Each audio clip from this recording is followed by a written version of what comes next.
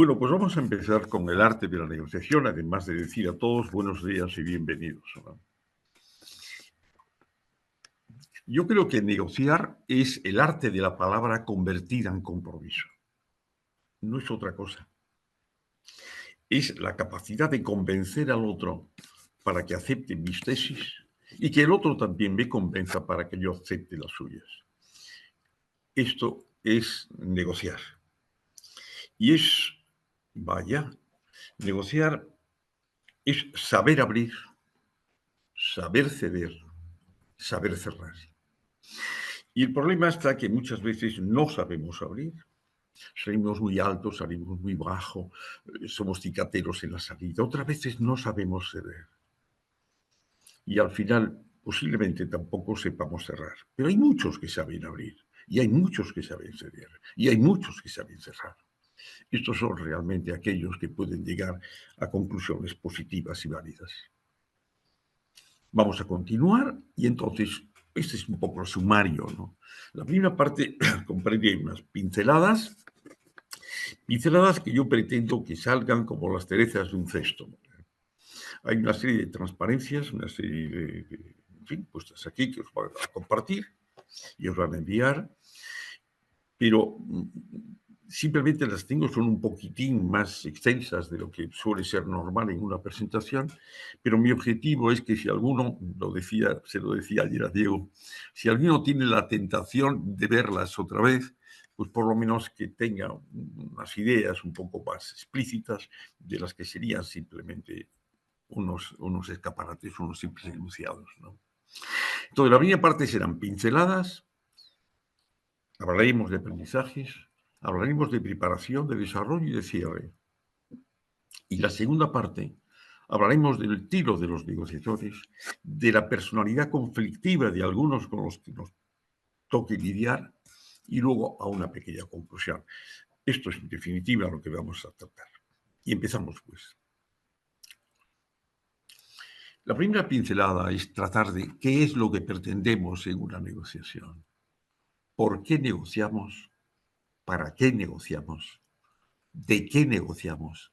¿Con quién negociamos? ¿Cuándo negociamos? ¿Cuándo hablamos? Y sobre todo, ¿cómo hablamos y cómo decimos nuestros argumentos? Para llegar a cumplir nuestro deseo, que en definitiva es un objetivo que las dos partes hemos de tener y a las dos partes hemos de llegar. Y se trata de un compromiso serio a satisfacción de las dos partes y que después de todos los meneos hacia arriba, abajo, que puedo, que no puedo, que si te dijera y no sabes cuánto, todas esas cosas que se dicen a lo largo de un desarrollo de negociación, tiene que ser cumplido con lealtad, con honradez y sin ambigüedades. Si la vida fuera así, no habría más problemas. La dificultad está en que a veces no se cumple con lealtad, no se cumple con honradez y hay demasiadas ambigüedades. Ninguna de las partes quiere cogerse los dedos y hay cosas que no quedan explícitas, quedan en la trastienda y luego al final, cuando se ejecutan, es cuando surge. Bueno, pues como hablamos de Andalucía Emprende, ¿verdad? Pues se me ocurrió que emprender y aprender son dos caras de la misma moneda. Para emprender un negocio hay que negociar. Porque me parece importante hacer una diferencia entre empresa y negocio, ¿no? La empresa es la herramienta del negocio. Cuando señalamos la luna con un dedo, el dedo sería la herramienta que nos dirige hacia la luna, pero el objetivo es la luna, es el negocio. Nosotros no trabajamos en una empresa, tenemos una herramienta en la mano que se llama empresa para lograr un negocio. Y negocio es negociar. Por tanto, para emprender un negocio hay que negociar. Y a negociar se aprende negociando. Caminante no hay camino, se hace camino al andar. Pero nunca se aprende suficiente. ¿Y por qué no se aprende suficiente? Porque forma parte de las relaciones humanas. Se negocia desde el principio de los tiempos. Si no hubiera negociaciones, es decir, si no hubiera relaciones humanas, no habría, estoy hablando de los primeros tiempos de la humanidad, no habría trueque, Si no habría trueque, uno tendría demasiadas cosas y otro posiblemente ninguna. Te doy lo que me sobra, tú me das lo que me falta y ahí llegamos a un entendimiento. Relaciones humanas. Se negocia para encontrar una pareja, se negocia dentro de la pareja, se negocia con los hijos, se negocia, siempre se negocia. Pero ¿qué pasa? Que las relaciones humanas pues nunca son perfectas. La vida es tan corta que no da tiempo para aprender. Por eso suceden tantas cosas.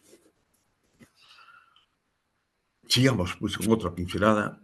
Esta me parece que debería pensar que cuando hablamos de negocio, hablamos de negociar. Con eso para mí ya sería suficiente.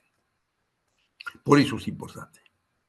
Pero todo proceso de negociación pues, comprende una cosa que se llama incertidumbre. La palabra certeza no tiene sentido cuando se habla de futuro. Hay un libro muy sencillito de Tony de Melo, perdonad, que se llama El canto del pájaro. Y en ese libro señala una pequeña secuencia.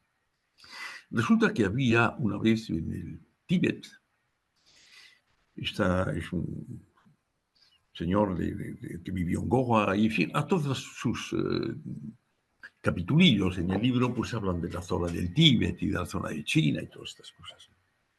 Pues había un señor, una familia en el Tíbet, formada por el padre, la madre, un chico de 12 años, de 18 años, un caballo, un arado de madera para trabajar 4 metros cuadrados de tierra y poder alimentarse de eso. Un buen día, el caballo se va al monte, se escapa. Y entonces los vecinos de la aldea vienen a decirle a Jalmut, que era el padre de familia, qué mala suerte, Jalmut. Tu caballo se ha ido al monte y te has quedado solo, tu hijo y tú, uno tirando del arado y el otro conduciéndolo. ¡Jo! ¡Qué mala suerte! Y Jalmut responde, mala suerte o buena suerte nunca se sabe. Resulta que al cabo de una semana vuelve el caballo, pero con 9 yeguas. Debía ser un tío seductor, evidentemente. Y vienen los del pueblo. Y le dicen, Jalmut, qué buena suerte, te has convertido en el más rico. Ahora tienes no un caballo, sino un caballo y 9 yeguas. ¡Qué buena suerte! Y Jalmut responde, buena suerte o mala suerte, nunca se sabe. Resulta que domando una de las yeguas, el hijo se cae y se rompe la cadera. ¡Qué mala suerte! Y siempre decís lo mismo, pero es que nunca se sabe. Buena suerte o mala suerte, nunca se sabe. Se declara la guerra con el pueblo vecino y vienen a reclutar a todos los mozos válidos, menos al hijo de Jalmut, que estaba postrado con la cadera rota. ¡Qué buena suerte! Buena suerte o mala suerte, nunca se sabe. Y entonces le dicen, oye, pero ¿por qué siempre contestas buena suerte o mala suerte? Nunca se sabe. Porque siempre que hablamos de buena o mala suerte, tenemos el pensamiento en el futuro. Y el futuro siempre es incierto. Y lo vemos con los ojos de hoy. Y con los ojos de hoy es cuando pensamos si tenemos buena o mala suerte. ¿Quién lo sabe si la certeza no existe cuando hablamos del mañana? Por eso las negociaciones son siempre inciertas. No lo sé. Estoy haciendo en este momento lo mejor, tomo decisiones que me parecen las mejores y se acabó. Pero la palabra certeza no tiene sentido cuando se habla de futuro en ninguna actividad humana. Seguimos. Otro aspecto que me parece importante para hablar de la negociación, estamos regando la plaza, ¿vale? Ya saldrá el toro y el torero, pero estamos regando la plaza. Las cosas no las vemos como son, sino como somos. Y como somos y como vemos las cosas, nos ponemos a negociar.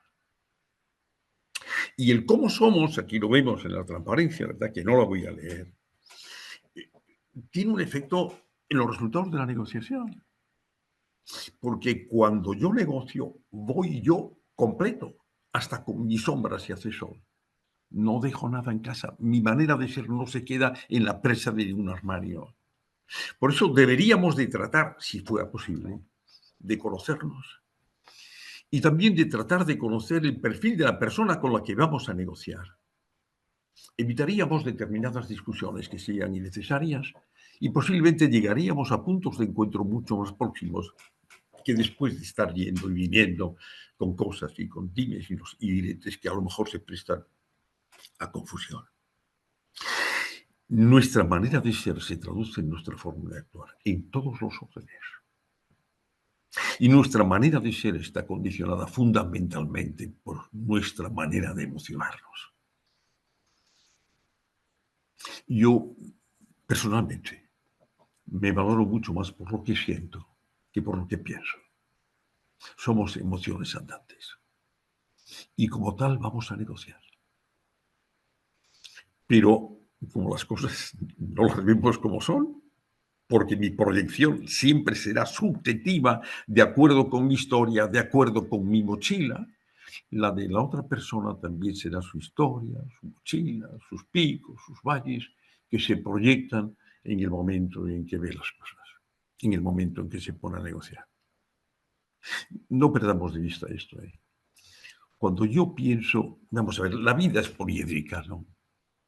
Si yo creo que la cara que yo veo es la única válida, me estoy olvidando del resto de las caras. Y si soy un dogmático, probablemente tenga problemas de relación con los demás. Y si son dos o tres los que creen que su cara, la cara que contempla, la cara de ese poliedro, que metáfora estamos diciendo que puede ser la Tierra, si se cree que su cara es la correcta y las otras no lo son, tenemos el conflicto servido. Porque no se va a mover nadie. Yo estoy en lo cierto, tú estás en el error. Vigilemos un poco, si es posible, nuestros puntos fuertes y nuestros puntos débiles. Por aquellas cosas que los demás ven en nosotros, si son positivas, tengámoslas presentes y si son negativas, también para en lo posible corregirlas. Nosotros nunca llegaremos a saber cómo somos.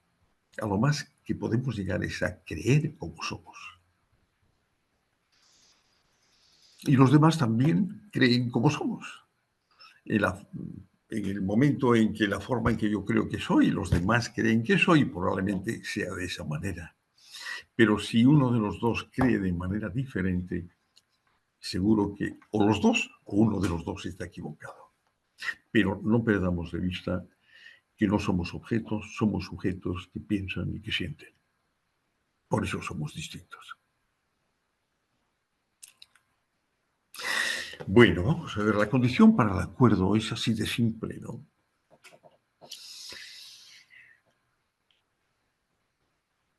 La satisfacción por la compra, estáis posiblemente leyendo, ha de ser mayor que la insatisfacción del pago. Cuando yo voy a comprar, no lo sé, un teléfono móvil, lo que sea, si me piden un precio, es una nota objetiva, estos son 500 euros. El valor de ese móvil lo pongo yo. Mi valor es una apreciación subjetiva. Por lo tanto, yo sí creo que para mí le doy el valor de acuerdo con la urgencia mía, la necesidad, no sé, lo que queráis. Yo le doy un valor superior a 500, yo compro. Si la valoración que yo hago es inferior a 500, no compro. Es decir, la satisfacción de tener el producto o el servicio del que yo estoy hablando ha de ser superior a la insatisfacción de pagarlo. Está claro.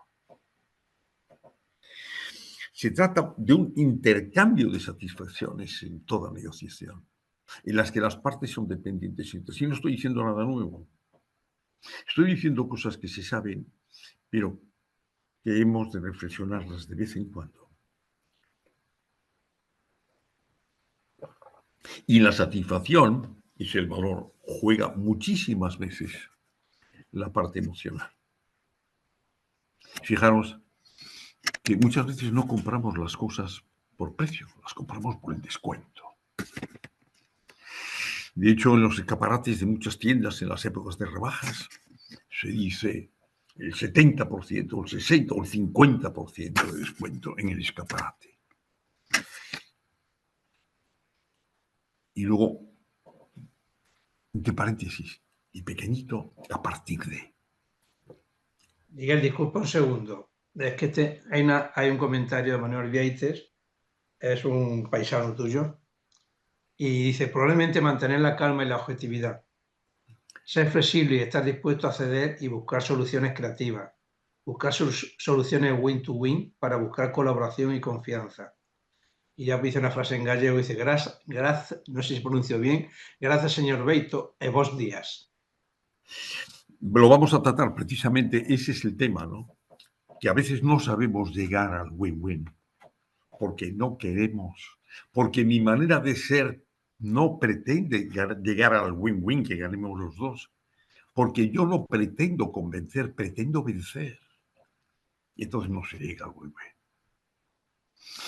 Por eso estamos adelantando un poco lo que es el proceso de negociación. Llegaremos a cómo se desarrolla la negociación y ahí efectivamente tendrás razón, ¿no? Sí, tendrás razón. Amiguinhos, sí, pero a qué costa. Miguel, también Alberto Morante dice, Miguel, y el valor del que vende un producto también es subjetivo, ¿no? El valor, no, Ah, no. marca el precio. Yo vendo un producto y marco mi precio. Y luego ya veremos si lo muevo o no lo muevo, pero el precio es un dato objetivo. El valor lo doy yo, que soy el que compra. Por eso muchos clientes se van, porque el valor que le dan a la empresa es inferior a lo que le obligan a pagar, o es inferior a la comodidad de estar trabajando con esa empresa, o he llevado muchas insatisfacciones por el trato que me están dando. La valoración la pongo yo, que soy el sujeto que se proyecta cuando adquiere un bien. Yo no pago por el bien el precio objetivo que me pone el que vende.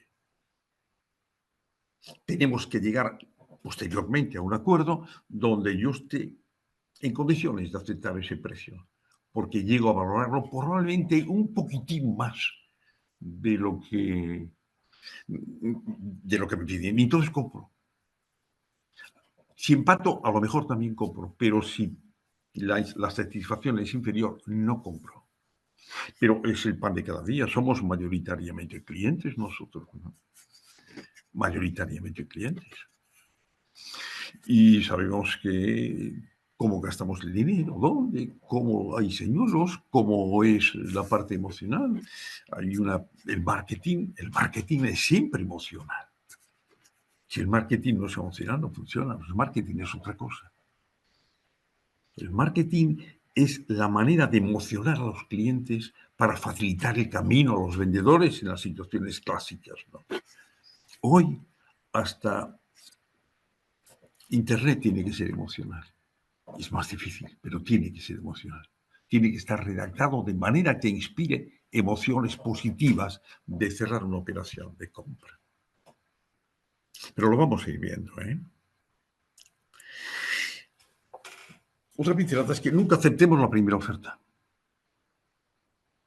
Es una oportunidad para mejorar la negociación. Imaginemos lo siguiente, que vamos a comprar un piso y me cuesta 500.000 euros. Me piden 500.000 euros y yo doy los 500.000 euros sin recatear en el momento. De acuerdo, firmamos el documento. Yo me voy a casa y le digo a mi mujer, oye, por cierto, que el piso que habíamos visto, mira, lo he cerrado. Tenemos que ir los dos a firmar la documentación y tal, pero ya lo he cerrado. ¿En cuánto? 500.000 euros. Caramba. Oye, habrás discutido bastante, ¿no?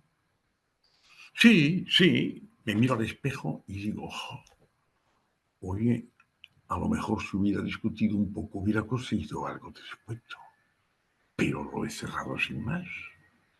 Y vamos a ver la parte del vendedor. Oye, Manolita, que he vendido el piso al final, ¿eh? Tenemos que también pasar por el notario. ¿En cuánto? En 500.000. ¿Y qué? Dice, no, a la primera. Dice, oye, ¿y no has discutido nada? Si a lo mejor te podía pagar un poco más y hubieras... No lo hizo. se queda insatisfecho el comprador y se queda insatisfecho el vendedor. El uno porque cree que hubiera podido comprar más barato y el otro porque cree que lo hubiera podido vender más caro. No aceptes nunca la primera oferta en una negociación de cierto nivel. Pero algunos vamos, no sé, a Egipto, por ejemplo, y si queremos comprar una bobadita, le discutimos a aquel señor que nos pide a lo mejor 5 euros. No, le doy 4, no, le doy 3. Bueno, pues a veces negociamos cosas que son migajas. Vamos hacia adelante. El precio no es el factor único. Y repito lo de antes, son las ventajas percibidas por cada parte lo que les impulsa a cerrar o no. Y aquí vamos a lo de antes, que me anticipé, porque estamos tratando cosas que después posiblemente la transparencia la salte un poco, ¿no? Y entonces insisto aquí sobre el hecho de que en el caso de la compra-venta, el vendedor capaz de emocionar al cliente forma parte de los elementos determinantes de la negociación. Vosotros habéis asistido probablemente a una conferencia de una persona importante, ¿verdad?, que conoce el tema, un académico de rigor. Y expone de una manera posiblemente plana, y la gente pues presta atención, luego se va a otro sitio, luego vuelve. Y a lo mejor otra persona que tiene menos conocimiento del tema es capaz de exponerlo de manera diferente y hace vibrar a la audiencia, ¿no? Emociona al cliente, emociona a la otra parte. Y aquí tenemos otro aspecto que desde mi punto de vista es difícil, que el manejo de las concesiones es uno de los aspectos más difíciles de la negociación. Digo aquí que no compensa ser San Francisco de Asís, ya que la generosidad nos contagia. Bueno, todas las emociones son contagiosas, menos la generosidad. Y siempre debemos centrarnos en el gano-ganas, ¿no? Tranquilo. Cede, pero hay que saber ceder. ¿Cómo y cuándo? ¿Y cuánto?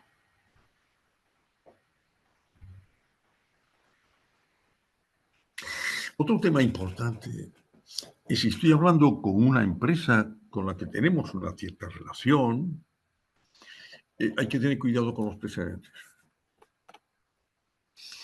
Cuidado con el precedente. Ayer mismo me parece que he oído de que el gobierno estaba negociando en Bruselas que las lenguas regionales españolas pues sean oficiales en la Comunidad Europea. Y una manifestación ha sido, cuidado, porque podemos generar precedente. Que mañana nos pidan los papá, y podemos llegar a 52, porque hay 52 idiomas locales en Europa. El precedente siempre es un problema. En un momento determinado vamos a vender una silla, voy a vender una silla, pero como tengo stock suficiente, la doy con el 50% de descuento. Y el año siguiente yo voy a vender una silla parecida y no puedo dar descuento ninguno. Y me dirán, sí, pero el año pasado me hiciste un 50%. Y ya puedo explicar que es que entonces tenía stock o no tenía stock. Pero el precedente me va a obligar a bajar el precio de venta. Las concesiones o los favores comerciales, si se dan, que se den. Pero hemos de pensar en los efectos secundarios. Todos tienen efectos secundarios. Miguel, ¿Sí? Manuel Beite pregunta que si Trump negocia o impone. Eso es algo obvio lo que hace, ¿no? No oigo bien. Que si, pregunta Manuel Beite que si Trump negocia o impone. Eso ya no lo sé. Ya no lo sé. Lo hablaremos en otro momento porque también le dedicaremos una parte de la presentación, ¿eh? Y también expone Manuel que hay tres, para que nos den la razón hace falta tres argumentos. Primero, que la tenga, segundo, que la sepa exponer y tercero, que te la den. Bueno, lo seguiremos viendo. Manuel, lo seguiremos viendo y te daré respuesta a cada una de estas dudas que tienes y que yo también tengo. Porque la negociación tiene siempre un tema. Tiene siempre la incertidumbre de no saber si habías podido haberlo hecho mejor. Nunca sabrás si es lo mejor que has podido conseguir. No lo sabrás nunca.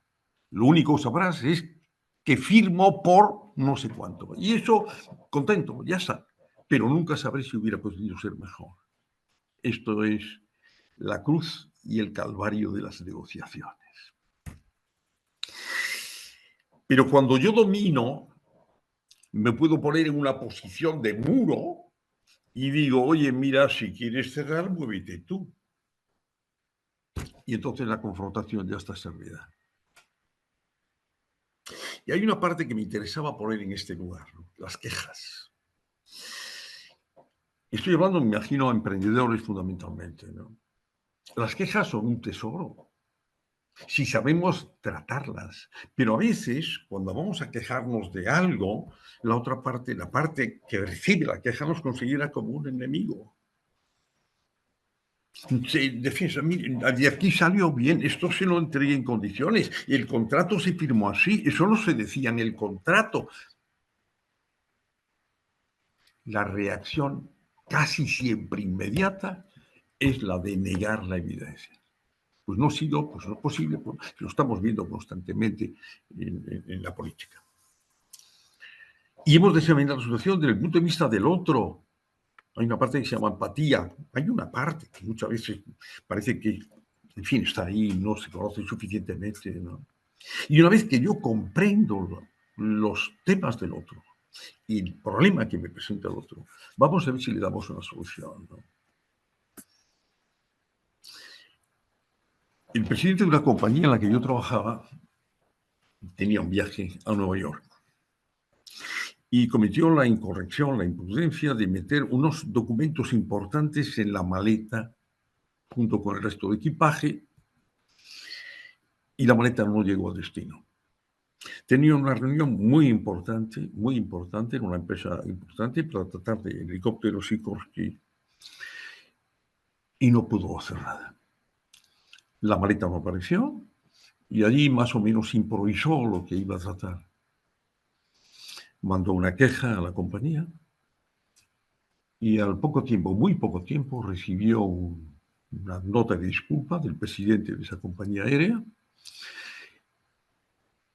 con 2 billetes en primera clase para utilizarlos al destino que quisieran, en las condiciones que quisieran, durante una semana en un hotel de lujo. La respuesta fue esa. Es decir, ¿de qué manera yo puedo convertir una queja en algo que aumente la fidelidad del cliente? Eso hay que saber. Hay que tener sensibilidad y no todo está en el win-win inicial, está en el win-win al final.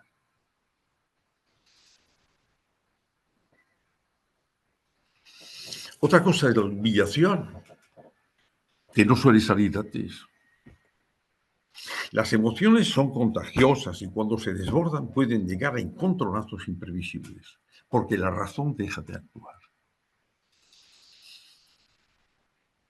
Todos llevamos un león dentro, ¿eh? Y cuando el león sale, y sale porque quiere, porque se desborda, yo no soy más que en este caso alguien dominado por ese león. La otra parte también tiene otro león. Y posiblemente le estamos invitando a la fiesta.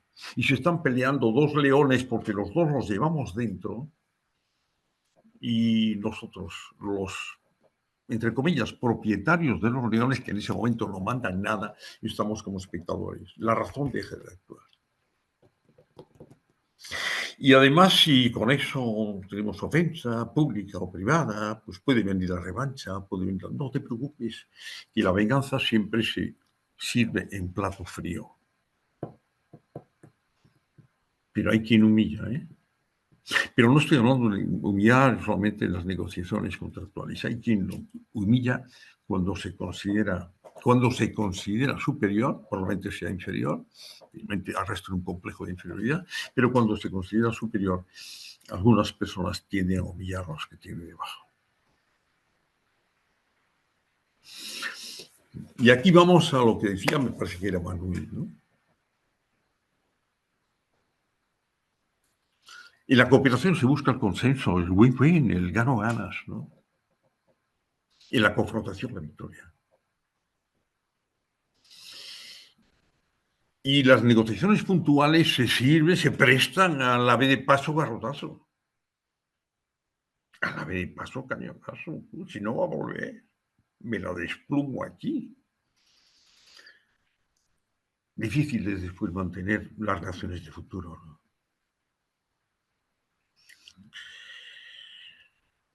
Cuando uno se siente que ha perdido porque el otro le ha ganado una situación especial, mañana todo puede dar la vuelta. Hay momentos en las relaciones comerciales,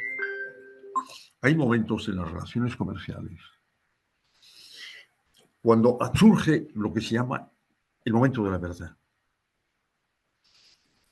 Yo soy una persona que compro a una empresa determinada, siempre con plazo, etcétera, pero en un momento determinado me ha pillado el tren casi y tengo que pedir algo que me dan un plazo de entrega de un mes y lo tengo que conseguir al menos en 2 o 3 días. No se puede. No se puede. Pues ese es el momento de la verdad. Es cuando realmente tengo que demostrar que a ese cliente que está en un apuro tengo que ayudarlo. Lo he vivido por experiencia. En la empresa en la que yo trabajaba teníamos un cliente importante, muy importante, que estoy hablando en aquel momento de pesetas, pero estábamos hablando de facturación de millones de pesetas. Y en un momento determinado necesitaba que nosotros suministráramos algo de lo que fabricábamos. Lo necesitaba prácticamente inmediato porque además el jefe de compras, que era la persona con la que nosotros interrelacionábamos, se había olvidado de pasar el pedido. Y la había pillado el tren. Si no tenía el producto, aparte de la complicación que generaba la obra, tendría pues un chorreo importante por parte de la dirección. La fábrica me dijo que iba de vacaciones y que no podía suministrar ese material. Lógicamente, lo suministró la competencia. Le llamé y me dijo, no, es que vienes al funeral. Ya habéis muerto. No volváis a prometerme nada. No voy a volver, mientras yo esté aquí, a trabajar con vuestra empresa. Win-win. ¿Cuándo es el win-win? En el momento de la verdad, si no sabemos reaccionar, estás tirando tus relaciones comerciales por la ventana. Cuando falta sensibilidad, y todos los de la organización trabajamos en un negocio, no en una empresa. El objetivo no es la empresa, porque la empresa genera ingresos, pero también costes. No, trabajamos en la parte del negocio. Ninguna empresa se crea para generar costes, para conseguir negocio. Toda la organización, desde fábrica hasta ingeniería, hasta ventas, hasta administración, hasta financiera, toda la empresa tiene que funcionar para favorecer el negocio. Porque los ingresos y sus sueldos vienen del negocio, no de la empresa. Cuando esto no está claro, al final no sabemos ni dónde estamos y se cree la gente que solamente tienen que generar ingresos los que están en el mostrador. Todo eso forma parte de la negociación, porque todo eso forma parte de las relaciones humanas, de las relaciones externas e internas, que también se negocia dentro de las organizaciones. Y aquí tenemos un tema, que es que no creemos problemas innecesariamente. No le estemos dando vueltas, solemos darle más vueltas a los problemas que a las soluciones. Quizá por naturaleza, no lo sé, pero dale que te pego y traca, ¿no? Y tenemos que ir a una solución conjunta de problemas si queremos que la negociación avance. Y muchos problemas que surgen entre los negociadores por malas interpretaciones, porque me dijiste y te dije y no me dijiste y te voy a decir. Yo no quiero que me mandes nunca más a esta persona que está hablando conmigo. ¿Me ha engañado o no me ha engañado? Y luego otras situaciones que complican bastante son los yaques. Y la gente se cree que los yaques están incluidos en los costes de entrada. Y cuando quiero cobrar los yaques me dirá que no me los paga. Igual que en las quejas, hemos de convertir un problema, que la queja es un problema, en una oportunidad. Pero a veces nos enredamos con el problema. Por propia naturaleza. No porque el problema sea importante o pequeño, no soy yo el que lo hace importante. La vida nos manda estímulos, solamente estímulos. Los estímulos son neutros. Hay quien de un granito de arena hace una montaña y hay quien de una montaña hace un granito de arena. Por tanto, no solo soy yo quien engrandece un problema o se esfuerza en encontrar la solución. Miremos otra vez dentro. Si tenemos alguna dificultad de comunicación, oye, mira, negocia para la competencia y por favor pon otra persona dentro que negocie mejor. ¿Os dais cuenta que la persona, el mejor vendedor de un restaurante es el maître? El negocio de un restaurante está en el maître, en la cocina hacer bien los platos y en la administración gestionar bien los costes. Y hay maîtres que convierten aquello en un verdadero negocio, la gente encantada y además te ofrece aquello que cree que es lo mejor para ti. En definitiva, es lo mejor para la empresa, ¿no? Y hay otros maîtres que son unos muermos y el negocio está en manos de alguien del que no sabe afrontarlo, del que no sabe resolverlo. Porque también se negocia la carta con el cliente que está en el comedor. Y ahora de dicho al hecho es un gran trecho, ¿no? Es fácil la cooperación, pero difícil de lograr.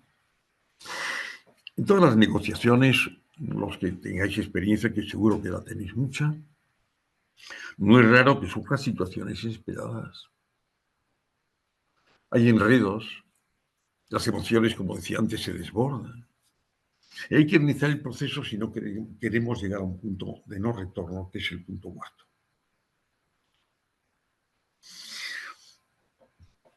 No se trata solo de negociar en una empresa, en el negocio. También se negocia en otros muchos sitios, ¿no? Y esos flujos de inconvenientes, lo sabemos, tenemos que procurar superarlos para conseguir algo. Siempre es así, la vida es así. Cuando hablamos de negociación, hablamos de relaciones humanas, insisto, porque de eso es lo que estamos hablando. Y luego venimos a la parte de comunicación. Pincelada, le falta una L ahí a la... Perdona. Comunicar es escuchar con los ojos y con los oídos. Lo que oímos es lo que se nos dice. Lo que no podemos escuchar es lo que no se nos dice con palabras. El tono, el timbre, las palabras, los gestos son clave en toda argumentación.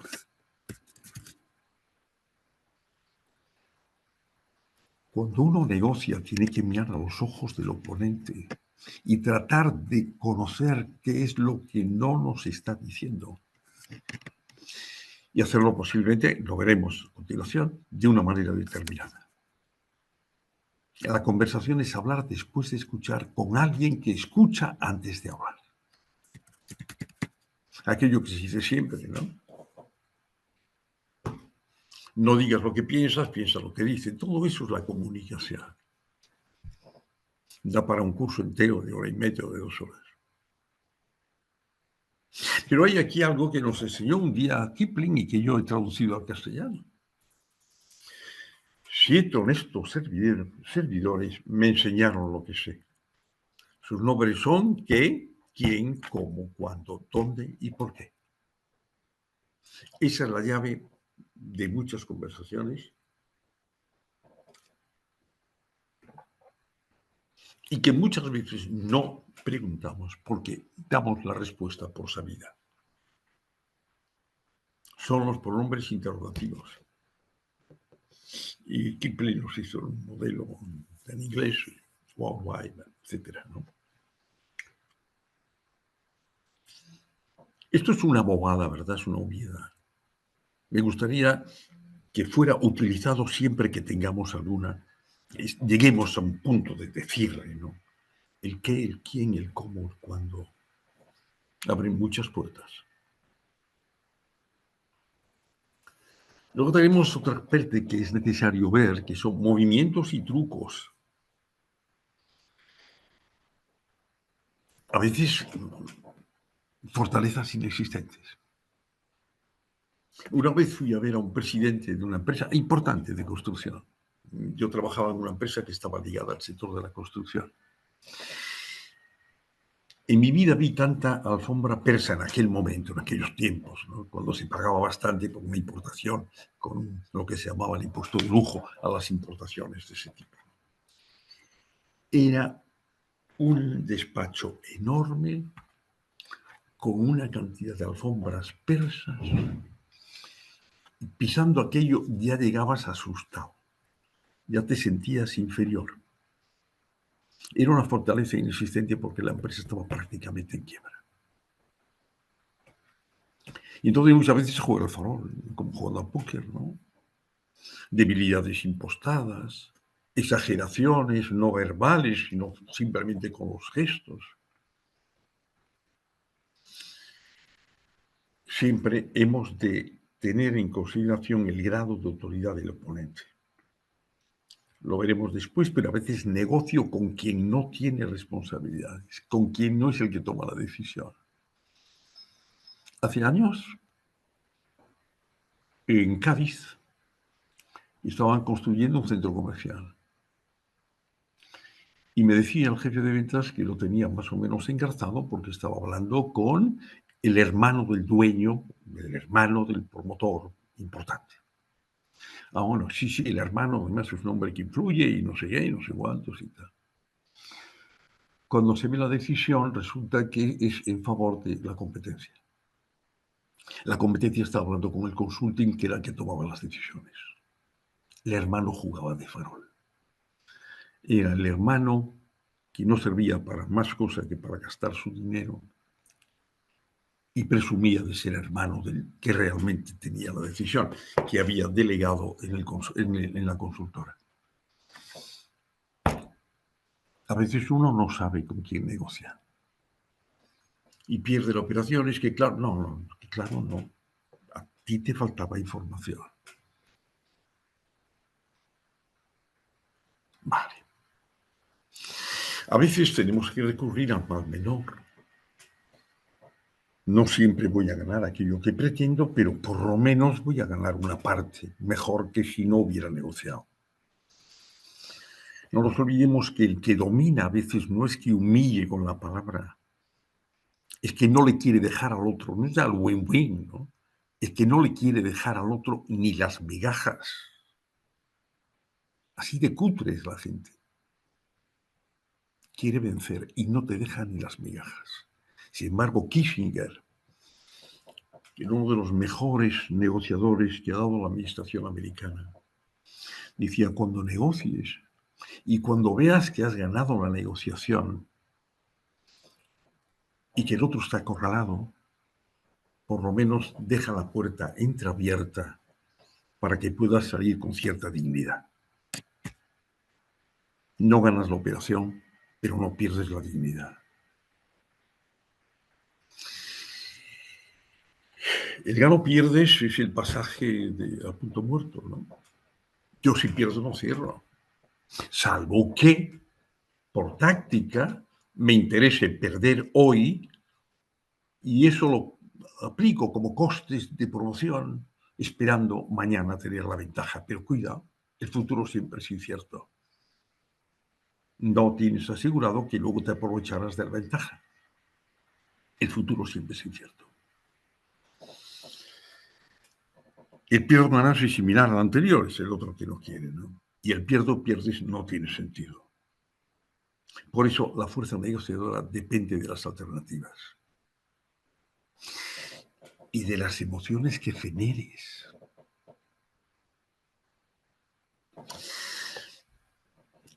Decía antes, escuchar con los ojos, con los oídos, porque te abre elementos de negociación. A mí me gusta contar historias, algunas oídas y otras propias, ¿no? Estaba negociando hace años una operación importante para suministrar los equipos que nosotros fabricábamos en un centro comercial que se estaba construyendo cerca de Madrid. Y a mí me presentan al director técnico que junto con el promotor iba a tomar la decisión de compra. Era una operación bastante importante, hablábamos de millones de pesetas entonces. Y resulta que el director técnico fumaba y vi que fumaba en pipa. Y digo, de luego, el tabaco de pipa es más oloroso. Y dice, joder, más oloroso era el turco, tú. Había aquí antes un tabaco turco para pipa. Era una maravilla. Yo me quedo con la nota. Me quedo con la nota. Cuando voy a la empresa, hablo con nuestra empresa en Turquía. Y le digo que tabaco turco de pipa. Dice, sí, aquí hay bueno y tal. Hay uno que es más caro, otro no sé qué. Oye, compra el mejor, cómprame 10 o 12. ¿No? Sobre eso, en fin. Son para regalar a una persona que fuma pipa y echa de menos el tabaco turco. A los 4 o 5 días yo tenía aquí 24 paquetes, 24 chismes de tabaco turco. Y me fui a ver al director técnico y me dijo, oye, el otro día estuve hablando con Turquía, me acordé de ti, mira, y le di 3. Teniendo en cuenta una frase de mi madre que murió con 104 años, y siempre decía, incluso poco antes de fallecer, decía, para que te vengan a ver hay que dar y tener. Entonces, aplicado esto a lo mío, yo he tenido durante tiempo la posibilidad de darle sobrecitos de tabaco de pipa, hasta que al final se hizo la operación, se cerró la operación, y resulta que el tabaco de pipa, que en definitiva no era nada más que hacer sentir a la otra persona la emoción de que yo había pensado en él. No había nada de corrupción en el tema. Simplemente había el deseo de satisfacción a la otra parte que añadiera valor a la negociación conmigo. Porque si entonces teníamos ese aspecto de cercanía, es que también lo íbamos a tener a lo largo de la construcción si conseguíamos el contrato, como así fue. Como así fue. Era en Madrid, me llamó por teléfono a La Coruña, me pidió un pequeño reajuste y me dice, cuando vengas firmamos el contrato. Hay que escuchar con los oídos y con los ojos.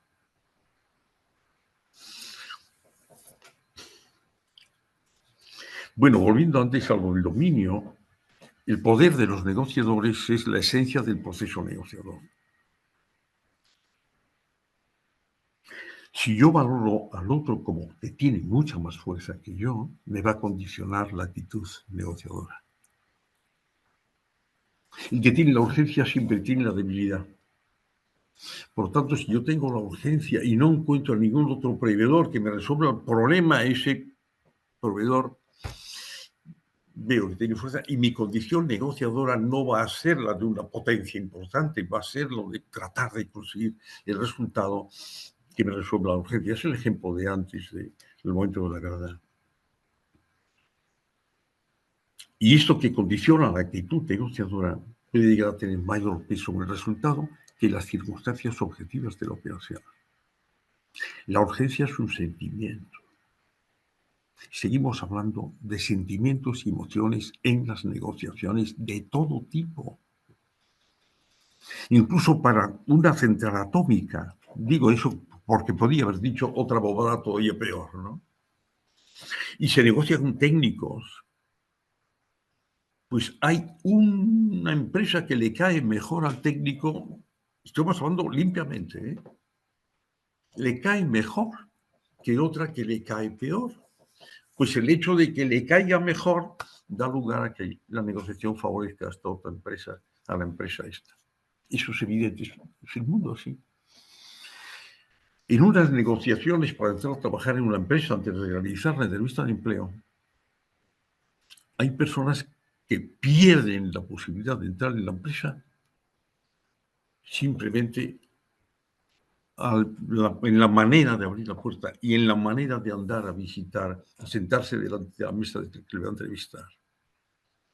he aprendido por el camino la oportunidad, la forma de andar, la manera de vestir, la manera de mirar, la manera de sonreír. Y cuando se sienta, ya tiene desventaja. Y ya el entrevistador va a entrevistarla con una actitud distinta a si la persona que entra desde el primer momento le genera una cierta química. Y además no hay una segunda oportunidad para generar una primera impresión.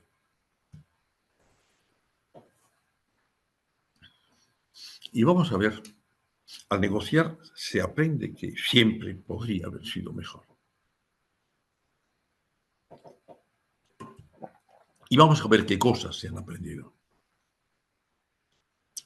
Son absolutas obviedades. Pero cuando hablamos de la negociación, es necesario a lo mejor tenerlas presente. Al negociar se aprende que las discusiones acaloradas nos impiden reflexionar y aplicar el sentido común. Se aprende que en las situaciones de enfrentamiento cada parte considera a la otra como la causante del problema. Muchas de ellas las he aprendido de otros y otras de mí mismo. Yo a los 21 años estaba vendiendo neumáticos en todo el norte de España. La base la tenía en Bilbao y tenía las provincias del norte, incluido Navarra y La Rioja y no sé si algo más. 8 provincias. No había coche. Había que ir en autobús y a veces iba en autobús, hacía un autostop. No tenía coche. Y estaba en esa empresa. Y entonces lo que aquí digo es cosas que yo he aprendido y cosas que he aprendido de otros. Y he aprendido que las discusiones acaloradas nos impiden reflexionar. Que en las situaciones de enfrentamiento cada parte considera a la otra como la causante del problema. Pero si la culpa es tuya. Y he aprendido que si uno juega a ganar siempre pierde con más frecuencia de lo habitual. Aquello de que la avaricia rompe el saco, ¿no? Si el refranero español está lleno de situaciones. Y he aprendido que cuando no tratamos de comprender al otro, la conversación se convierte en 2 monólogos que cada vez nos alejan más de la solución. No escucho al otro, estoy escuchándome a mí para seguir con mi rollo. Y el otro igual tampoco me escucha y sigue su rollo. Y aquello de, pero no me escuchas, pero escúchame, pero te estoy diciendo que a mí no me digas que no te escucho. Ya tenemos el drama. A negociar se aprende que las personas sin escrúpulos son dañinas y nunca fiables. Y hay personas sin escrúpulos, ¿eh?, con los que nos encontramos. Lo vamos a ver después cuando hablemos de personalidades conflictivas. Y al negociar se aprende que la tendencia a ser reactivas y a dar golpe por golpe. Entramos en un ciclo de acción-reacción, acción-reacción, que perjudica a ambas partes y mejor no seguir negociando. Y al negociar se aprende que podemos perjudicarnos si cedemos impulsivamente por no discutir, para no romper las relaciones. Un riesgo de que el hecho de aceptarlo pues se interprete como un riesgo, un signo de debilidad de la que mañana se seguirá posiblemente abusando por otra parte si tenemos relaciones continuas. Al negociar se aprende que muchas negociaciones se rompen por pequeños detalles o se ganan por pequeños detalles. El tabaco de Turquía, o un libro que regalas en estas relaciones frecuentes, fluidas, con una sola empresa, un libro que regalas y luego te da tiempo a poder comentarlo en la siguiente reunión para regar la plaza, sin entrar en detalles de momento de lo que sería la negociación en sí.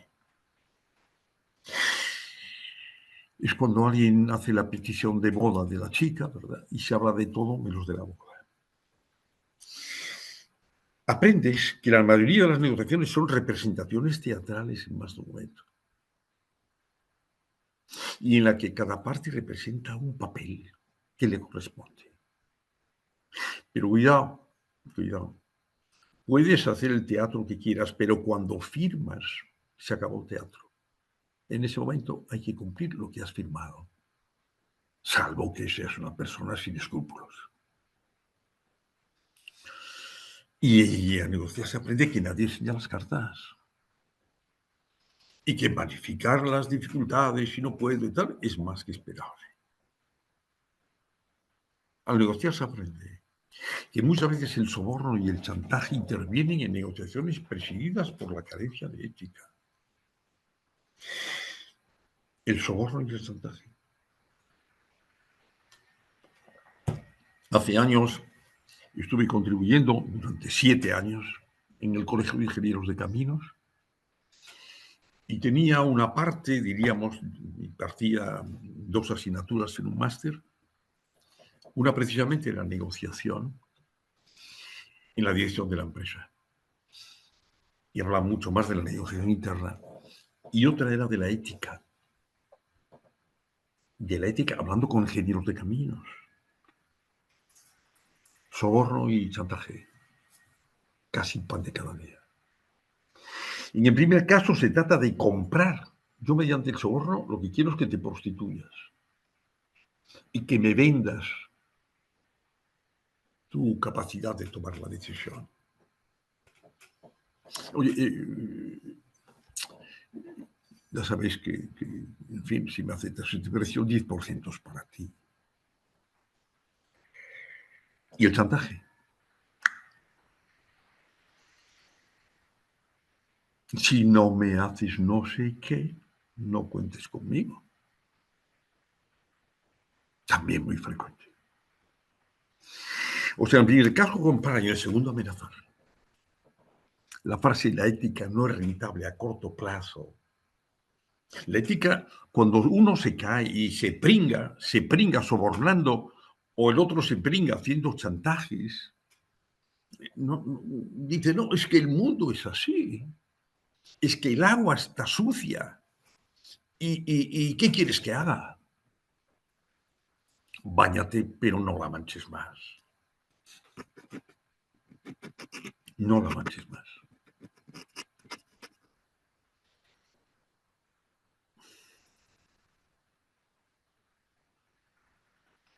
A negociar también se aprende que los títulos no tienen nada que ver con la capacidad negociadora. Absolutamente nada. Imaginemos que nosotros contratamos para la empresa a 3 ingenieros, hablamos con el director de la escuela de ingeniería y contratamos a los 3 top. Al cabo de un mes, sabemos que uno de ellos tiene potencial de desarrollo dentro de la organización y que los otros no tienen nada más que conocimientos académicos.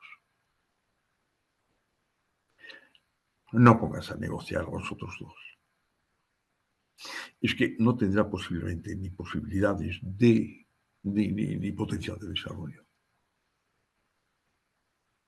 Porque tú no compras los conocimientos académicos, compras la capacidad de emplear esos conocimientos académicos en favor del negocio. Y de aplicar los conocimientos académicos requiere una serie de acompañamientos. La capacidad de innovación, la creatividad, adaptarse a un entorno, saber delegar, saber trabajar con la diversidad, saber mover el grupo. Y esto no se aprende en ninguna facultad ni en ninguna escuela de negocios. En la vida muchas veces se aprende bastante más que en un máster. Y también se aprende que quien no tiene nada que perder es un negociador muy peligroso. Y también que sin serenidad no se arreglan los conflictos. Y que en una negociación también se aprende que lo que decimos no es lo más importante, es cómo lo decimos. El cómo lo decimos es la manera en que tú eres capaz de llegar al fondo del otro, de manera de convencer al otro. Y el otro, pues posiblemente tenga una parte de razón, pero mucho de emociones. Si te quedas solo con la razón, como esos técnicos del ejemplo de antes, posiblemente no llegues a ningún sitio en tus relaciones sociales, que en definitiva es la negociación. Y también se aprende que la negociación es más el arte de preguntar que el arte de decir. Y como decíamos antes, en otro momento, que a veces negociamos con quien carece de autoridad y que la inteligencia emocional, con todas las competencias que la conforman, es el rasgo diferenciador de cualquier negociador eficaz. Controlarme, relacionar, empatía, desarrollarme, adaptar. Bueno, y ahora entramos ya en las fases de la negociación. Preparación, desarrollo, subversión y cierre. Y aquí pongo esta frase que me parece que más o menos pretende lanzar un mensaje, no que el ganador se prepara y el perdedor improvisa. Estamos hablando del arte de la negociación. El arte se lleva adentro o el arte difícilmente se compra. No se proyecta. Y aquí tenemos, pues mira, las cosas más, los dilemas que nos encontramos son la posición de salida, como salgo, el límite de las concesiones.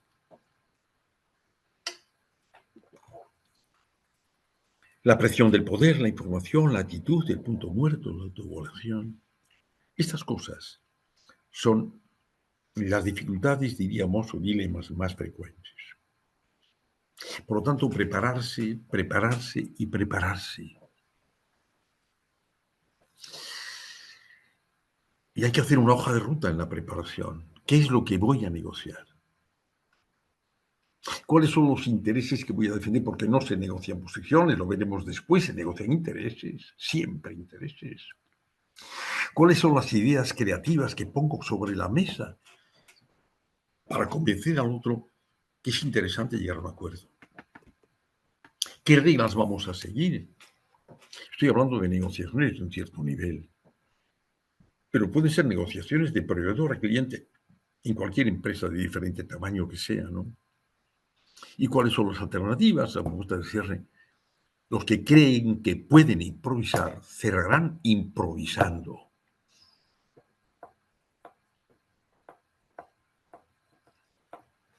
A mí me gustan algunas frases, pero está claro que si no te preparas, ¿cuántas veces vamos a negociar algo que a lo mejor no tiene gran trascendencia de entrada y luego la puede tener entre semáforo y semáforo mientras vamos en el coche? ¿Y dónde tenía yo? Sí, que tenía, sí, era esto, si tenía que decirle esto, sí, esto. Entre semáforo y semáforo. Yo lo he vivido personalmente, yo lo he hecho. Y luego salía como salió. ¿Qué vamos a negociar? Cuidado, la raíz es una cosa, la hojarasca es otra. Y a veces nos centramos en los temas secundarios y olvidamos los principales. Y vamos calentando el proceso. Estoy hablando de lo que realmente ocurre. Yo no sé si esto lo dicen los libros, que probablemente también. Pero cuando realmente estás explicando un tema, tú no puedes prescindir de cuáles son tus experiencias, ¿no? Y a veces nos enquistamos en asuntos que son banales, ¿no? Pero que calientan el proceso y calientan a la otra parte. Los teones a negociar. La argumentación. ¿Cuáles son los argumentos racionales y cuáles son los emocionales que voy a utilizar o que vamos a utilizar? Es ponerse en los zapatos del otro, la empatía es eso, pero cuidado, sin excesos. Lo veremos en otro momento. La empatía exagerada no es virtud, es defecto. Me pongo tanto en los zapatos del otro que al final casi le regalo lo que iba a venderle.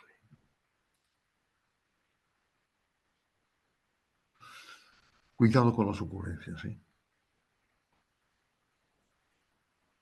Con las ocurrencias se llega a perder dinero porque o bien no se analizaron suficientemente los costes, o porque en el fragor de la pelea me fue calentando tanto que al final pasa lo que no tenía que pasar. La argumentación también hay que prepararla. Y lo decía hace un momento, no se negocian posiciones. Yo no voy a ir a negociar mi posición, voy a negociar intereses y los intereses los voy a conseguir cediendo. ¿Y qué pasa? Pues mira, voy a salir de ver cuánto dinero pretendo cobrar, cuáles son las condiciones, voy a ver cómo... En el fondo, lo que subyace siempre son intereses. Definir los intereses de cada parte es clave en toda preparación. Es un objetivo claro en las negociaciones políticas. En muchas negociaciones políticas,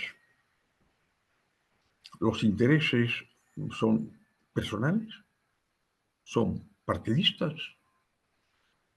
son de naturalezas diversas y tienen poco que ver con el bien común, que también estará presente, ¿eh? Ideas creativas. Vamos a procurar que ganemos todos. Y a veces hay cosas que uno puede celebrar porque el precio, pues mira, pues tengo que dividirlo en partes, me tienes que pagar de manera distinta a la que yo había pensado, el suministro te lo puedo hacer no sé qué. Es decir, hay que poner ideas sobre la mesa que van surgiendo. Por lo tanto, la preparación que yo lleve va a prever muchos planteamientos y muchas respuestas. ¿No te das cuenta que muchas veces en el Congreso de los Diputados los ponentes llevan las preguntas hechas y la otra parte las respuestas también, en un papel? Y si eso se enreda, también llevan más papel.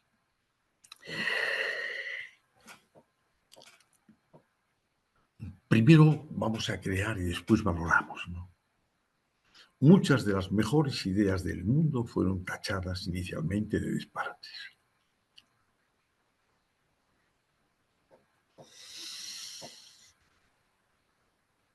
Normas. Vamos a ver. Cuando los dos luchamos por aumentar el tamaño del pastel, las dos partes vamos a conseguir comer un poco más de pastel. Pero cuando empiezan los egos, solamente los podemos neutralizar fijando unas reglas previas. Ante posibles desavenencias, incluso pues, utilizando algún mediador. En el caso de negociaciones complejas e importantes. Es obligatorio llegar al acuerdo, ¿no? Si no llego al acuerdo, ¿qué pasa? Que dejo de vender no sé cuánto, o dejo de comprar no sé cuánto, o dejo de lo que sea, ¿no? Estamos hablando de comprar y vender. Como si fueran productos, también se compran y se venden intereses. Quien tiene la urgencia, tiene la debilidad.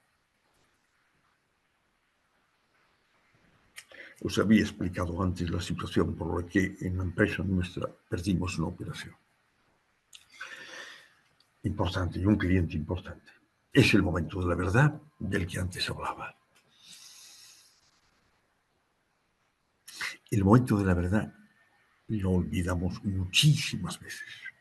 El esfuerzo adicional que hay que hacer para atender a un cliente del que lo que pretendemos es la fidelidad. Y la echamos por la borda. Y entonces, ¿qué estrategia vamos a seguir? Oye, ¿vamos a adoptar una cultura fría o vamos a ser flexibles? ¿Mostramos nivel de utilidad o nos quedamos replicados? Oye, el asunto, si se complica, ¿lo vamos a discutir por parcelas? ¿Y vamos a dejar aparcadas las disidencias? ¿Cuáles son los problemas que podrían surgir en este caso y en este caso? Bueno, pues entonces no las abordamos de entrada y nos vamos a hablar aquellas cosas que estamos de acuerdo. Y hay quien dice, no vamos a perder el tiempo. Si no se arreglan estas cosas finales, yo no estoy de acuerdo a tratar de las que estamos de acuerdo. y es que estamos, perdón las redundancias, ¿no? Es aquellos que tenemos consensuadas. No. Y ejemplos de ellos los tenemos todos los días. Entonces, cuando se negocia en equipo, pues se asigna a cada uno del papel. ¿Quién va a ser el líder? ¿Quién es el portavoz? ¿Quién es el que hace de acusador? ¿Quién es el encajador? ¿Quién es, en fin, si son 3 o 4, pues cada uno va a votar el papel, sabiendo que cuando él interviene, los demás arropamos y él lleva la voz cantante. Otro caso es que cuando uno de ellos se arroga el papel de interlocutor máximo y se olvida de los papeles que se han concedido, quiere manejar solo la negociación y los demás son meros comparsas que la acompañan. Problema de trabajo en equipo, que también ahí se da.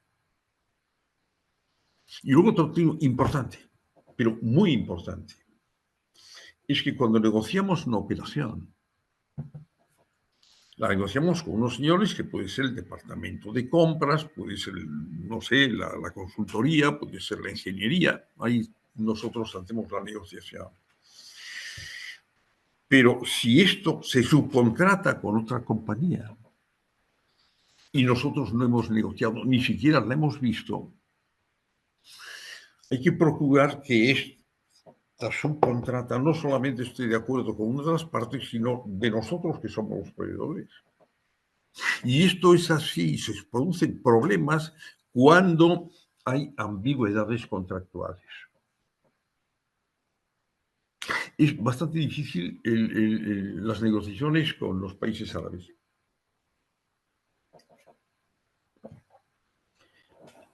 Yo hubo un momento en que tenía, diríamos, bajo mis responsabilidades de marketing, comunicación, etcétera, 20 provincias, entre ellas países árabes.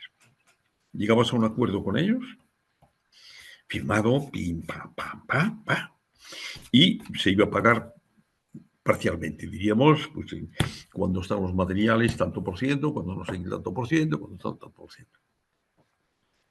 Estaba firmado el contrato global, las cantidades globales, las cantidades a pagar en cada parte.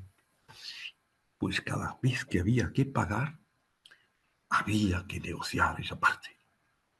Y vuelta a empezar. Y cuando venía la otra, vuelta a empezar. Y cuando venía la otra, vuelta a empezar. Y a veces faltaban piezas y como que faltan, si es que no, bueno, pipa. ¿No? Y esta es una tónica frecuente. Es decir, no es, estoy diciendo, no, es una manera, son los usos y costumbres de la plaza. Entonces, si eso no lo conoces y no lo prevés, sabes que cada vez te van a ir arañando un 5%, un X%. Las ambigüedades contractuales, a veces, aun estando muy concretitas, pues siempre hay alguien que quiera aprovecharse de las circunstancias. Bueno, y luego quedan 15 minutos. Digo esto sí, para que... Lo sé. Bueno, cuando se tiene urgencia, la calidad o el precio pasan a un segundo lugar. Lo importante es el plazo. Y luego hay que definir la línea roja, a través de donde no vamos a pasar. Los acaloramientos de la negociación son los que nos pueden jugar malas pasadas y olvidarnos de ello. Y luego, cuidado, esto es importante, si hay una ratificación posterior, porque hemos estado negociando con un directivo de empresa, pero quien tiene que firmar es el presidente a lo mejor lo que dice es que me tienes que dar un 5% más de descuento. ¿Qué haces? ¿Se lo das? Y cuando habías dicho al director de compras que no ibas a poder hacer nada más, y le tienes que dar al otro 5% si no pierdes la operación. Es una posición bastante delicada que hay que manejarla como cirugía, ¿verdad? Y vamos al desarrollo, que estamos simplemente con orientaciones, el comienzo de la sesión, se cambia información, se riega la plaza, ¿verdad? La siguiente, nos situamos, se defienden ideas, planteamientos y hay retórica. Luego vamos a la búsqueda de soluciones, muchas de las cosas ya las hemos visto, pero cuidado con los flecos, porque los flecos pendientes de concretar pueden complicar el cierre de la operación. El mantón siempre se enreda por los flecos. Y luego tenemos que definir previamente con el oponente qué vamos a tratar, cuál es la secuencia, la forma de abordar el plan. Son temas que están prácticamente tocados. Y aquí me parece que lo importante, también lo hemos dicho, es aparcar las disidencias y centrarnos en las coincidencias. Antes o después, si es después las disidencias, tenemos problemas. Cuando queda la puerta abierta, siempre hay lugar para volver a entrar. Y el arreglo es más o menos lo que estamos diciendo. Se hace a veces una carta de intención, pero mientras no está firmado, no está firmado.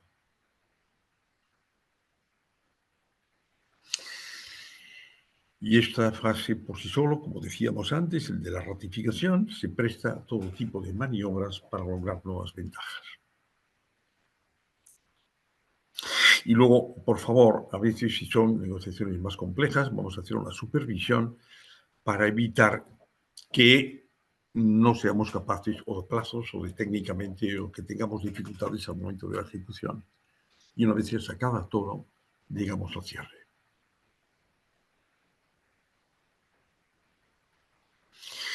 Y aquí es, no presumamos de la victoria, lo que decíamos antes de Kissinger, y tengamos la generosidad de los pequeños detalles, que puede ser la base de una buena sintonía, ¿no?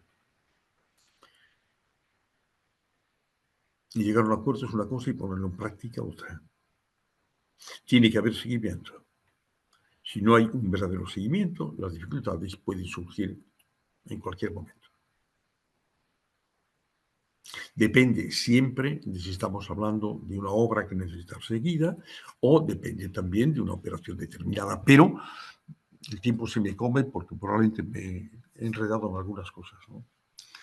Pero una vez compré una cadena musical en una tienda que habían abierto en la esquina de mi calle. Al cabo de unos días me llamó por teléfono y me dice el que lo había vendido si podía venir a ver si funcionaba bien o no la cadena musical.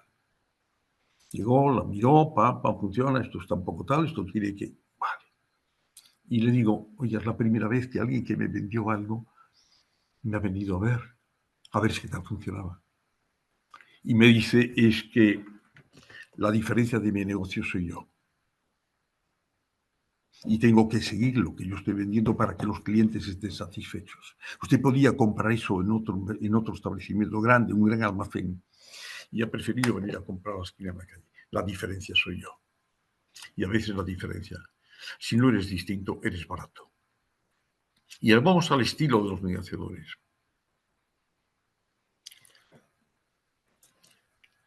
La empatía exagerada, la ingenuidad. Eres más inocente que un remiendo, madre. La intransigencia. El que sale el león, descontrol emocional, el exceso de amor propio, la incomodidad ante la incertidumbre, el no saber escuchar. Estas personas que tienen problemas de este tipo no pueden negociar, no deben negociar. El negociador duro, pues ahí lo tenemos. A lo mejor alguno de nosotros nos vemos retratados en algún momento. Aperturas exigentes. No me importa si llego al punto muerto. Tengo firmeza y a lo mejor más arrogancia. Cedo a cambio de lo que sea. Aquí puede haber chantajes. Amenazo con romper. Y aquí puede haber otros chantajes.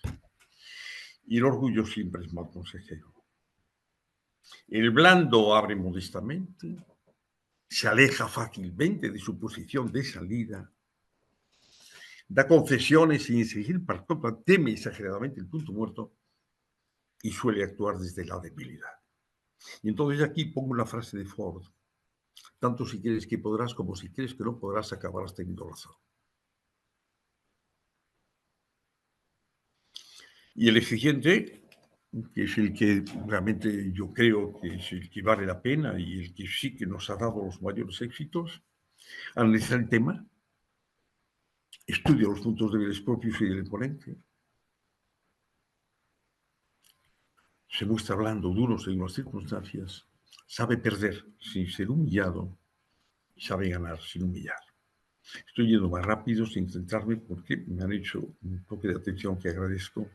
Pero hay que practicar la regla de las encias. Y a mí me enseñaron cuando tenía unos 10 años los salesianos donde estudié. Primero, paciencia. La segunda es prudencia. La tercera, verbal continencia, escucha más que hablas. La demostración de poca ciencia, aunque la tengas, no presumas. Y la quinta, ausencia o presencia según conveniencia. Cualquier negociador eficiente podría poner en práctica estas reglas. Paciencia, prudencia, verbal continencia, demostración de poca ciencia, ausencia o presencia según conveniencia. Y ahora vamos a la personalidad conflictiva. En los minutos que quedan, y son 5, el trepa, el maquiavélico, el narcisista. Vamos a ver.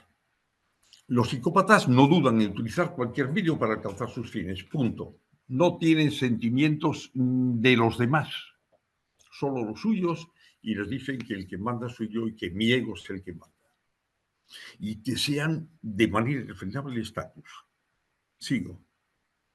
Iñaki Piñuel tiene un libro que yo recomiendo, se llama Mi jefe es un psicópata. De todas maneras, no lo leáis en alto cuando estéis en la empresa. Afirma que en España su número se acerca al 12% de la población.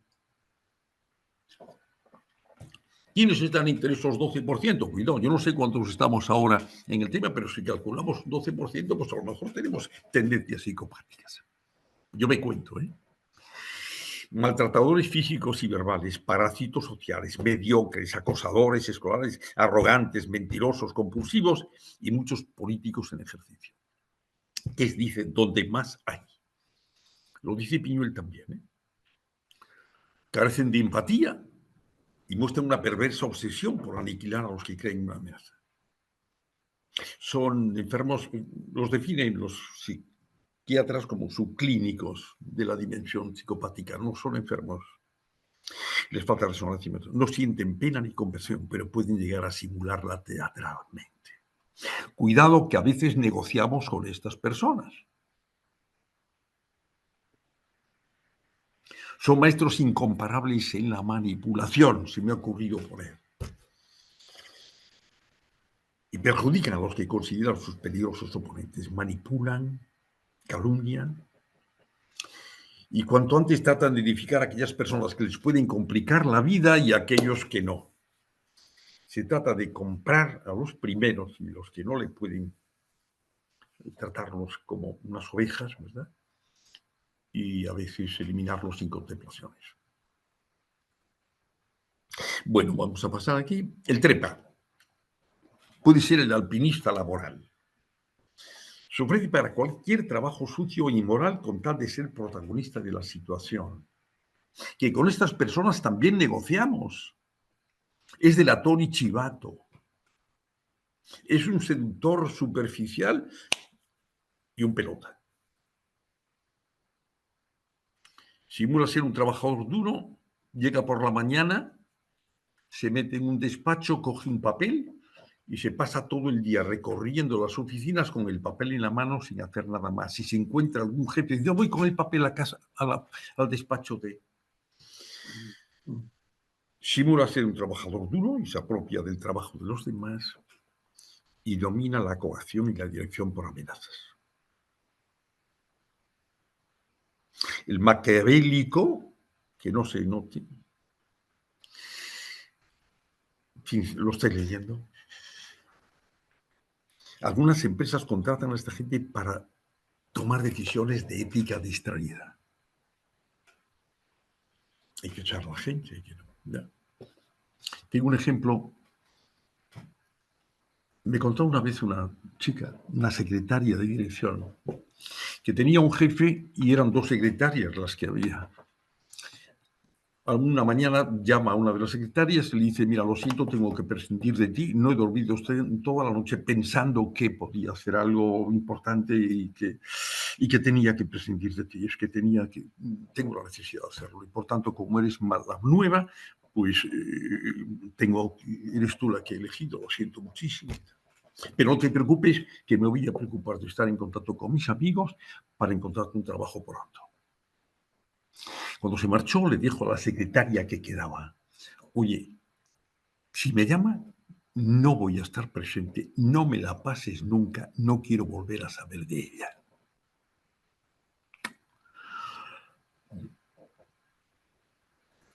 Todo lo mide en función de su sigo leyendo. La idolatría del éxito es un fin absoluto.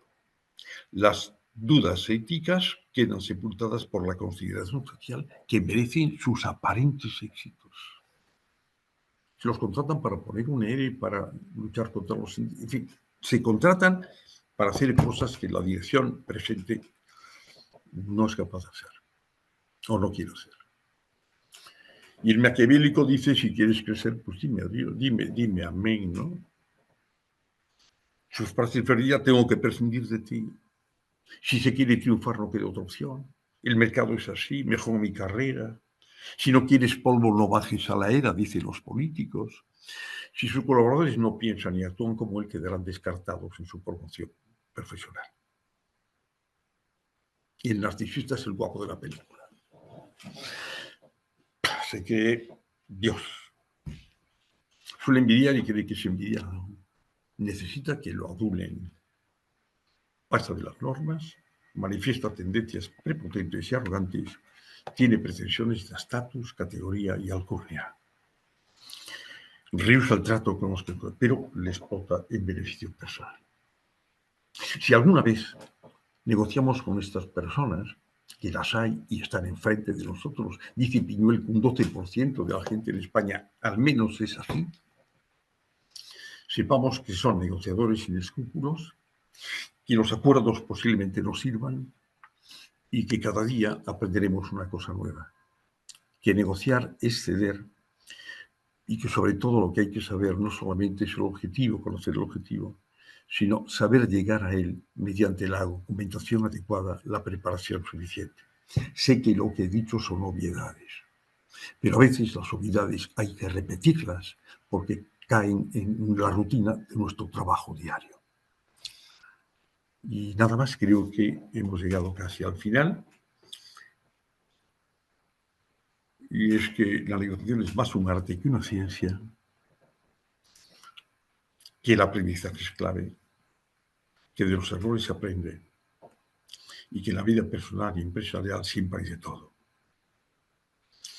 Comprendernos, compartir, pensar que la urgencia es causa de debilidad y que tanto si crees que podrás como si crees que no podrás acabarás teniendo razón. Por lo tanto, lo que crees que eres es lo que vas a manifestar. Y luego, por último, los ganadores ven una oportunidad en cada problema. Son siempre parte de la solución y están siempre dispuestos a colaborar. Es difícil, pero posible. Los perdedores dicen que es posible, pero difícil. Son frases que seguramente serán conocidas.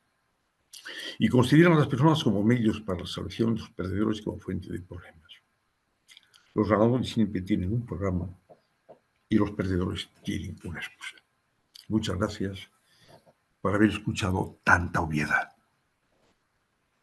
Pues, bajo mi punto de vista, no hay obviedades, que vale, han sido enseñanzas, consejos y lecciones que han llegado. Y ya, como se dice, ya lo último ya es cortar las orejas y el rabo en términos taurinos.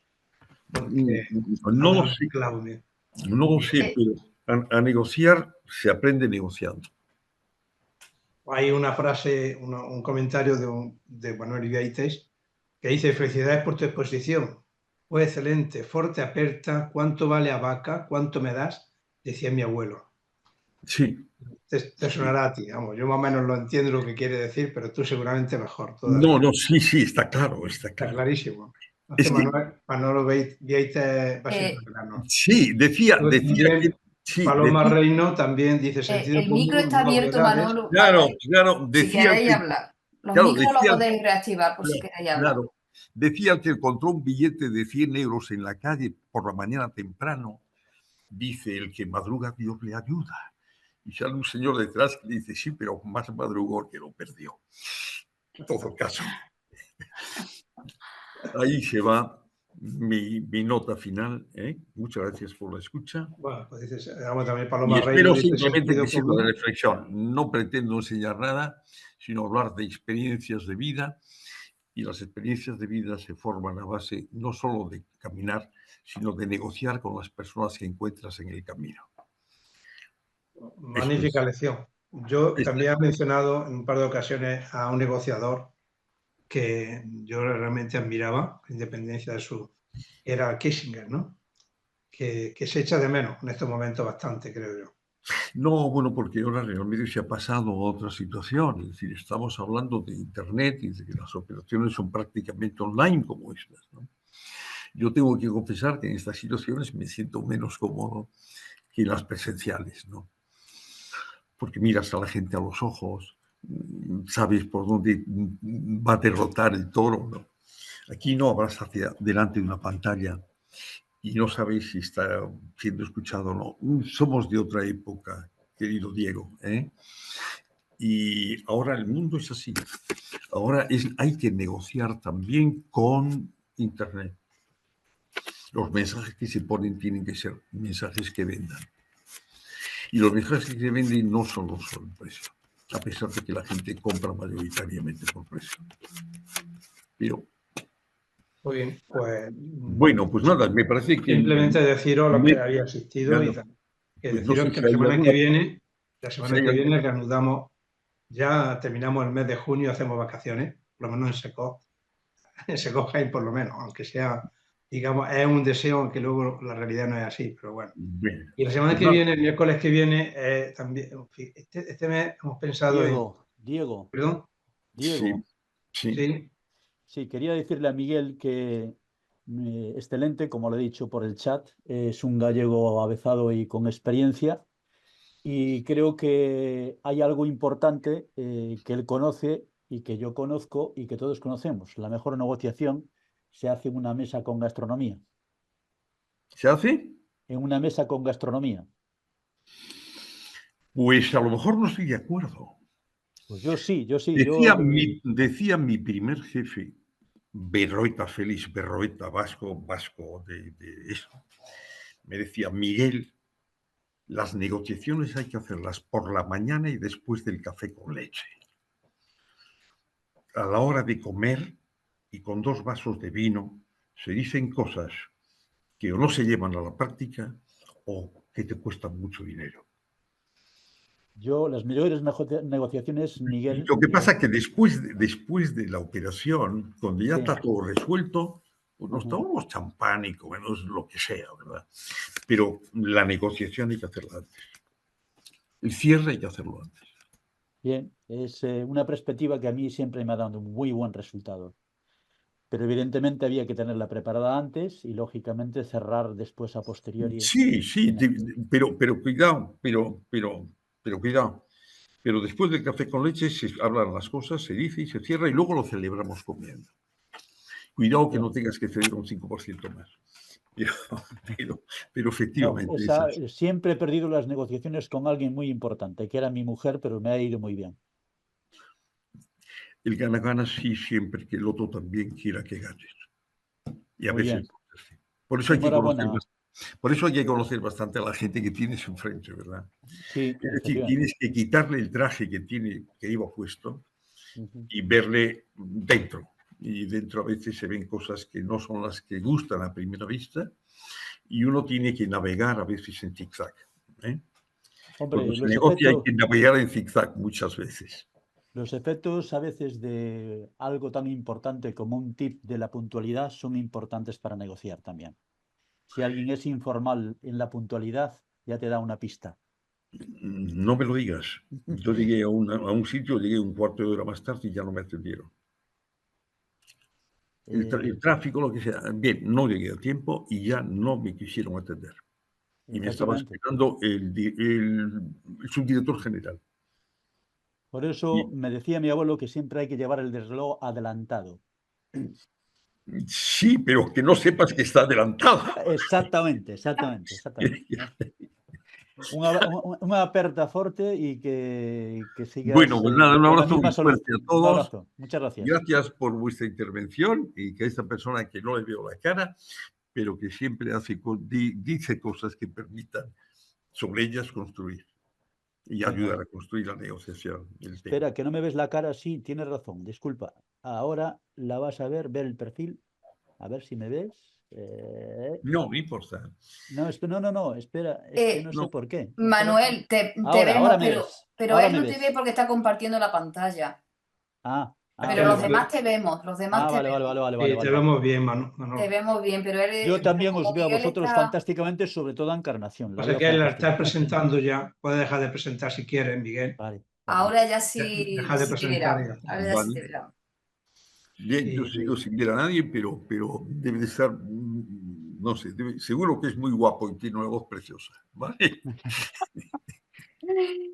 Miguel, muchas gracias y que siga adelante el sitio del humor. Venga, muchísimas Muchas gracias. gracias, Diego. Bueno, es que, muchas gracias. sin Pues, humor Miguel, no vale la pena vivir. Muchísimas gracias por ese tono tan tranquilo en el que me has transmitido estas sabias reflexiones y en el que nos has hecho ver que este arte de la negociación es el arte más importante del ser humano porque resuelve problemas justo con la palabra. Y no quisiera terminar sin decir un poemita de Miguel Hernández que es: tristes armas si no son las palabras, triste. Hasta el próximo miércoles. Muchas gracias, Encarnación. Realmente lo comparto. El arte de negociar no es nada más que llegar a un acuerdo mediante las palabras. Ya están diciendo por ahí que cuando repetimos, Miguel, yo creo que ya en el curso que viene. Ya por lo menos pasar el verano. Pasar el verano por lo menos. Nada, pasar buen verano también vosotros. Pasar el verano. Y utilizar bastante crema porque a lo mejor el sol quema, ¿vale? Sí. Venga, muchas gracias. Gracias.